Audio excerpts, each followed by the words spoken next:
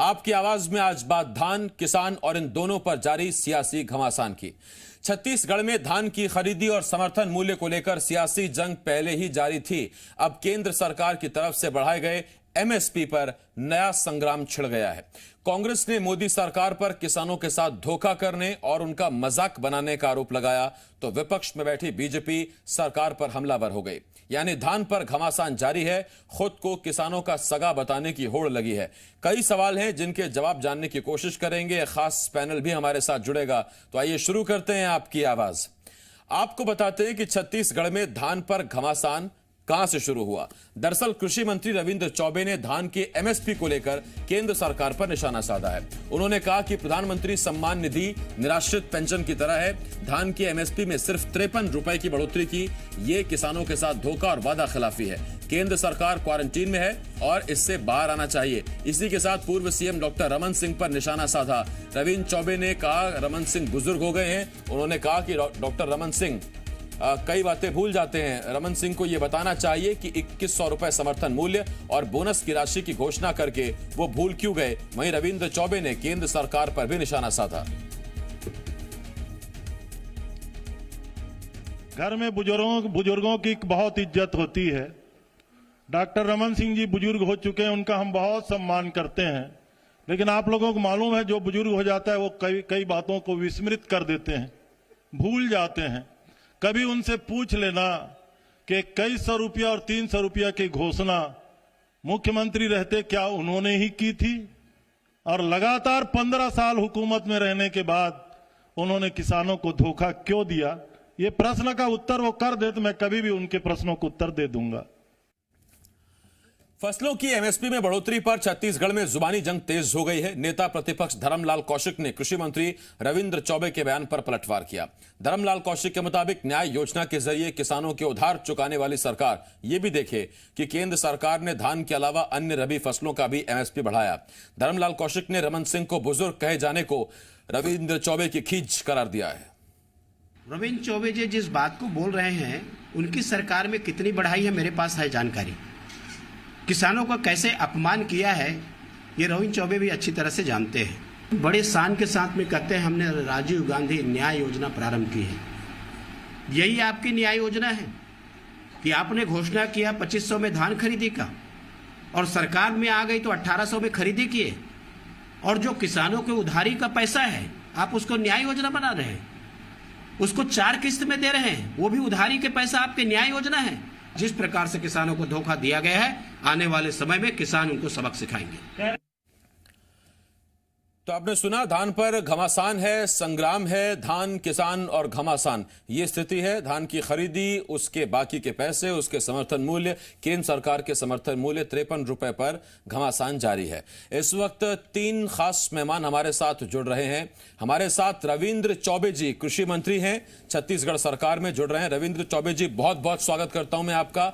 इसके साथ साथ चंद्रशेखर साहू जी, पूर्व कृषि मंत्री, हमारे साथ जुड़ रहे हैं। चंद्रशेखर साहू जी, आपका भी बहुत स्वागत है। और मेरे सहयोगी देवेश मेरे साथ जुड़ रहे हैं रायपुर से ही। देवेश, आपका भी बहुत स्वागत है। और सबसे पहला सवाल रविंद्र चौबे जी आपसे पूछना चाहता हूं, आपके पास आ रहा हूं। रविंद्र चौबे जी, 53 रुपए सरकार ने बढ़ाए, लेकिन इस पर बीजेपी की दलील यह है कि आप सिर्फ धान को क्यों देख रहे हैं, बाकी रबी फसलों पर भी तो एमएसपी बढ़ाया गया है, उसे क्यों नजरअंदाज कर रहे हैं? सवाल केवल धान पे नहीं था, सवाल ये था कि हम जब 2500 रुपये किसानों को प्रति क्विंटल दे रहे हैं, तो उसके बाद भी आदरणीय सामने बैठे हैं हमारे भैया चंद्रशेखर साहू जी सहित भारतीय जनता पार्टी के नेता कई प्रकार से बातें करते हैं। तो मैं इन्हीं से पूछना चाहता हूं, 1868 रुपया केंद्र सरकार ने घोषित किया, 53 रुपया बढ़ाकर, क्या ये उसका स्वागत करेंगे, या हम 2500 रुपया प्रति क्विंटल किसानों को दे रहे हैं उसको पर्याप्त मानेंगे? लड़ाई इसी बात की। केंद्र सरकार हमारी भी सरकार है, आदरणीय मोदी जी हमारे भी प्रधानमंत्री हैं। व्यक्तिगत रूप से हम उनका बहुत सम्मान करते हैं। डॉक्टर रमन सिंह जी के ऊपर मैंने कहा तो मैंने याद दिलाने के लिए कहा, व्यक्तिगत कोई टिप्पणी नहीं। उनका व्यक्तिगत जीवन में हमारे लिए बहुत वो आदर है, बहुत सम्मान है। लेकिन हमने कहा आपने तो 2100 देने का वायदा किया था, क्यों नहीं दिया आपने? और हम जब 2500 रुपया दे रहे हैं तो आप हमको याद दिलाते हैं। अंतर केवल इसी बात की है, हमने केवल यही बात कहा, हम उम्मीद करते थे आदरणीय आसिफ जी, छत्तीसगढ़ के किसानों के लिए ही नहीं, हिंदुस्तान के किसान इस बात की उम्मीद करते थे कि 20 लाख करोड़ का पैकेज की आपने घोषणा किया तो किसानों के लिए आप कुछ व्यवस्था करेंगे।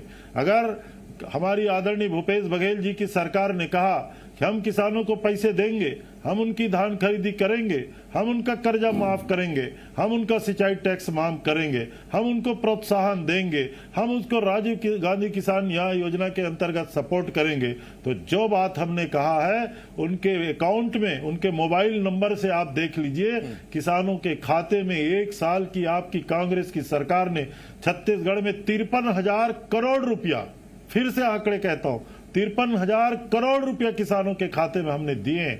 और आज हम जब उम्मीद कर रहे थे तो केवल 53 रुपये की हमें उम्मीदें नहीं थी, हम तो उम्मीद किए हुए थे कि जब आदरणीय प्रधानमंत्री जी ने कहा था कि हम स्वामीनाथन आयोग की रिपोर्ट लागू करेंगे, हमें उम्मीद बनती थी कि कम से कम 2300-2400 के आसपास कीमत की घोषणा होगी।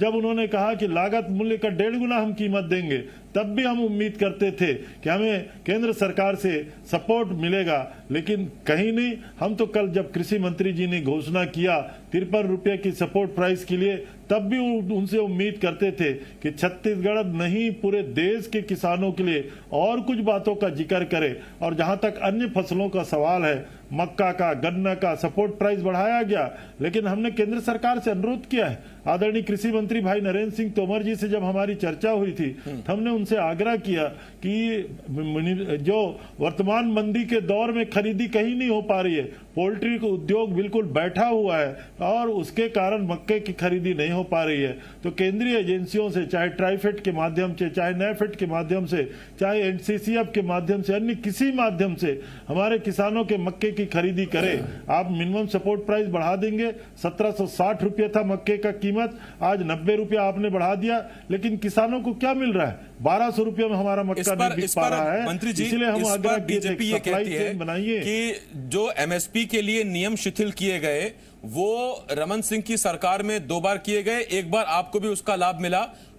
इस पर नियम शिथिल होने चाहिए ये बीजेपी अभी फिलहाल नहीं कह रही है, लेकिन फिलहाल स्थिति तो यही है। उनके यहां भी 2 बार हुआ था, इसीलिए बोनस दे पाए, आपको भी 1 बार लाभ मिला।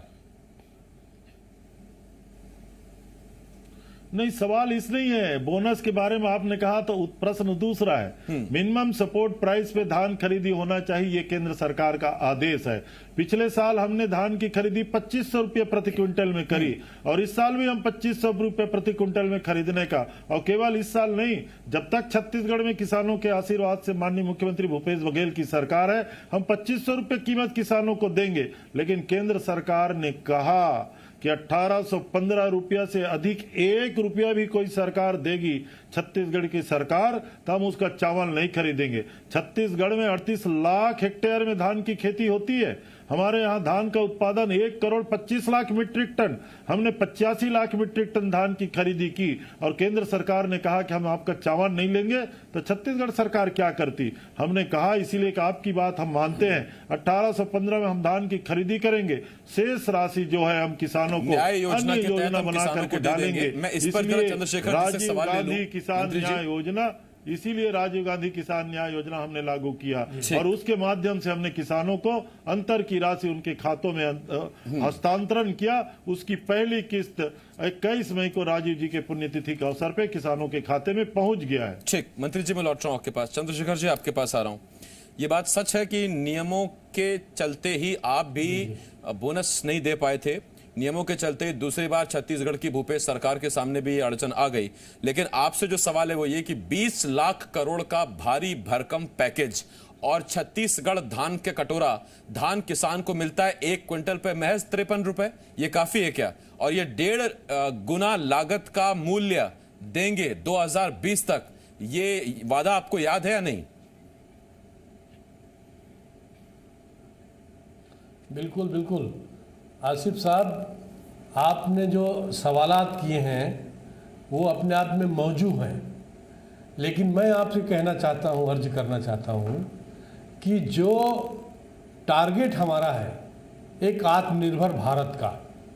किसी को उपकृत करने का बस नहीं है कि हम किसान को कृतज्ञ बना दे, जैसे कि बार बार छत्तीसगढ़ की सरकार ये शो कर रही है कि किसान हमारे कृतज्ञ हो जाए। अरे आपने वादा किया था, आपका कमिटमेंट था, आपने उसको घोषणा पत्र में शामिल किया था। और जैसे मैं साफ कह दूं, अभी मैंने ऑफिशियली कहा है कि मैं 2500 से भी संतुष्ट नहीं हूं और 1868 से भी संतुष्ट नहीं हूं। जहां तक किसान की बात है, किसान के हैसियत से बात करने की बात है, तो कुल मिला के आप किस प्रकार से किसानों के लिए जो आदान सामग्री लगता है उसके आपने कीमत की हिसाब लगाया। आपने पिछले कई सालों से पोटास, यूरिया और दूसरे जो हमारे किसान के आदान सामग्री हैं उसमें कहीं बढ़ोतरी नहीं हुई। और जो कार्यकाल की बात आती है, बार बार न्याय की बात आप करते हैं, न्याय करना चाहते हैं, उसके लिए इतना शोबाजी करने की क्या जरूरत है। और एक और आपत्ति मैं दर्ज कराना चाहता हूं, क्योंकि बहुत गंभीर मंत्री हैं और भले वो कई प्रकार के लोगों से घिरे हैं, वक्ताओं प्रवक्ताओं से, मैं उसकी बात नहीं कर रहा हूँ। एकदम वो चौके लगाने पर एक तुले हुए हैं। आप चौके लगाते रहिए, राजनीतिक चक्का भी लगाइए, लेकिन मेहरबानी करके ये मत कहिए कि प्रधानमंत्री देश के किसानों के साथ धोखाधड़ी कर रहे हैं। ये बिल्कुल आपको कहने का मुझे लगता है नैतिक हक नहीं है। और ये आप इसी पर चंद्रशेखर जी, एक बयान में आपसे और पूछते हैं, सवाल और पूछता हूं। ये कहा गया आज बीजेपी की तरफ से, चंद्रशेखर जी ये कहा गया, चंद्रशेखर जी ये कहा गया कि उधारी लेकर, आपसे ही सवाल है मेरा चंद्रशेखर जी, आप ही से सवाल है कि उधारी लेकर किसानों के साथ न्याय कर रही भूपेश सरकार। इस पर कांग्रेस सीधी दलील ये देती है, जीएसटी का पैसा आप देंगे नहीं, माइनिंग का जो अतिरिक्त पैसा आना था वो आप देंगे नहीं, तो जब आप पैसा देंगे नहीं तो फिर उधारी लेके ही किसान का भला होगा। कहां से पैदा पैसा करेगी सरकार? देखिए शेख साहब, यदि छत्तीसगढ़ के वित्तीय सारा जो परिदृश्य है उस पर आप देखें तो ये सरकार के वित्तीय प्रबंधन का प्रश्न होता है कि आपने किस प्रकार से वित्तीय प्रबंधन किया। एक अलग विषय, एक पूरी टॉपिक है, डिबेट हो सकता है। आप उधार लेके जिस प्रकार से प्रदेश के वित्तीय हालात को और गर्त में ले जा रहे हैं, इसके लिए चिंता की गई है। और इसके लिए हमारी बात है कि आप सब कुछ करें, लेकिन कम से कम FRBM का पालन तो करें। आप किसानों को देना चाहते हैं और दीजिए, लेकिन ये मत बताइए कि हम सब कुछ कर रहे हैं, हमको अवतार आप मान ले, आप अवतारी पुरुष हो गए, आप किसानों को पूरी तरीके से उपकृत करने में लगे। ये आपका कमिटमेंट है, ये मेरा कहना है, यू हैव टू बाउंड, कि आपका कमिटमेंट है, आप उसको दीजिएगा। रही बात दूसरे फसलों का, जिसमें पहले भी आपने उसको एक प्रकार से डिकोड किया है, आपने उद्धृत किया है कि बाकी जो फसल है धान के अलावा, गन्ने की बात आती है, गन्ने में बोनस दिया जा रहा था, उस बोनस को नहीं देके आपने एक साथ इसमें शामिल किया। जो गन्ने की बोनस की राशि है उसमें आपने उसको समावित किया।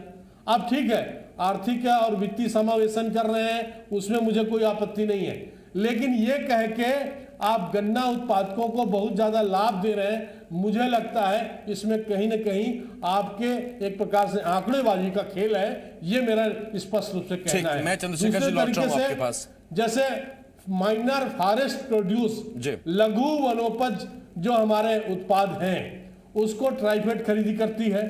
ट्राइफेड तो इस प्रकार से एग्रीकल्चर प्रोडक्ट जो सीरियल क्रॉप है, चाहे वो खाद्यान्न हो, चाहे हमारे अखाद्यान्न हो, तिलहन हो, चाहे नकदी फसल हो, उसमें ट्राइफेड पूरी तरीके से इंटरवीन हो नहीं सकती, वो पिक्चर में नहीं आ सकती। ये हमारे आदरणीय बहुत विद्वान मंत्री जी को भी मालूम है। ठीक, मैं चंद्रशेखर जी लौट रहा हूं आपके पास। तो नेफेड से हम निश्चित रूप से बात मेरे सहयोगी देवेश मेरे साथ हैं। चंद्रशेखर जी लौट रहा हूं मैं आपके पास। इंजेक्शन करने के लिए तैयार हैं। एक बार आप अपने राजनीतिक चश्मे को थोड़ी देर के लिए अलग कर दें तो निश्चित रूप से छत्तीसगढ़ की अर्थव्यवस्था हो, देश की ये भी गजब इत्तेफाक है कि हाँ, हम जो 4 लोग बैठे हैं और मैं पहले चारों में सिर्फ मंत्री जी ने ही चश्मा नहीं पहना है, और आप कह रहे हैं अपना चश्मा साफ कर लें। मैं लौट रहा हूं आपके पास। खैरात बांट दे उसकी बात नहीं है। चंद्रशेखर जी लौट रहा हूं। भारत की ओर जाना चाहते हैं चंद्रशेखर जी, एक मिनट सर। एक बार आपकी जिस प्रकार से पहल है, अरे सर, किसानों की बराबर चिंता है सभी को। एक मिनट चंद्रशेखर जी, ऐसा मेरा शेख साहब आपसे एक मिनट चंद्रशेखर जी लौट रहा हूं आपके पास। देवेश मैं आपके पास आ रहा हूं। देवेश, संदेश क्या गया किसानों तक? क्योंकि 2500 का जो समर्थन मूल्य का वादा भूपेश सरकार ने किया, कांग्रेस ने किया चुनावों से पहले, न्याय योजना के माध्यम से अब वो राशि पहुंच भी रही है और करीब करीब बहुत थोड़ा अंतर रह गया है, न्याय योजना के जरिए वो राशि पहुंच गई है। लेकिन सरकार बार बार ये बात कह रही है कि 2500 का हम एक मुश्त आपको दे देते अगर केंद्र सरकार नियमों को शिथिल कर देती, रमन सरकार के दौर की तरह।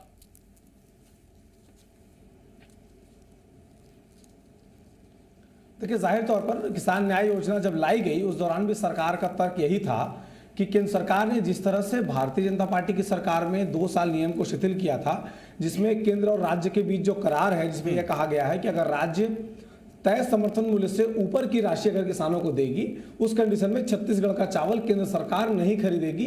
इस नियम को शिथिल करने के लिए जो अनुमति बीजेपी सरकार में दी गई थी, जिसका 1 साल तक लाभ कांग्रेस सरकार ने भी लिया है और एक मुश्त किसानों के खाते में 2500 रुपए डाले हैं। अगर ये नियम इस बार भी शिथिल होता है, इसको लेकर एक बड़े आंदोलन की तैयारी में कांग्रेस में थी।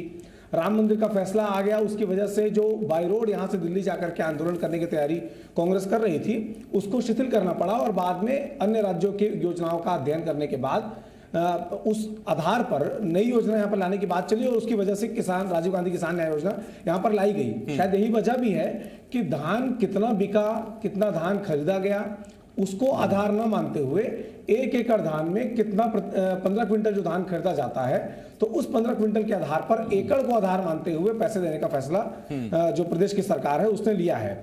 हालांकि इस समय जो परिस्थितियां बनी हुई हैं, जो एमएसपी केंद्र सरकार ने बढ़ाया है, उसको लेकर के भी जो एग्रीकल्चर के जानकार हैं, आप पूर्व कृषि मंत्री रहे हैं, अभी रविंद्र चौबे जी कृषि मंत्री हैं, लेकिन जो एग्रीकल्चर के जानकार हैं वो ये कहते हैं कि जो 1800 रुपए 1900 रुपए ये जो आंकड़ा आता है धान खरीदी को लेकर के समर्थन मूल्य का, वो कहीं से भी सही नहीं है। उस आंकड़े में किसान का खुद का श्रम, किसान के परिवार का श्रम, इसके अलावा जो मजदूर किसान के खेत में काम करते हैं, इन सभी के श्रम को नहीं जोड़ा जाता। इसकी वजह से आंकड़ा कम नजर आता है। अगर इन किसान के श्रम को भी अगर उसको पारिश्रमिक देने की बात कही जाएगी और उसका जब 1.5 गुना निकाला जाएगा तो वह राशि 2500 उससे ज्यादा भी जा सकती है। जी ठीक, और उतना हिस्सा मिलना चाहिए किसान को, अन्नदाता को, लेकिन मिलता नहीं।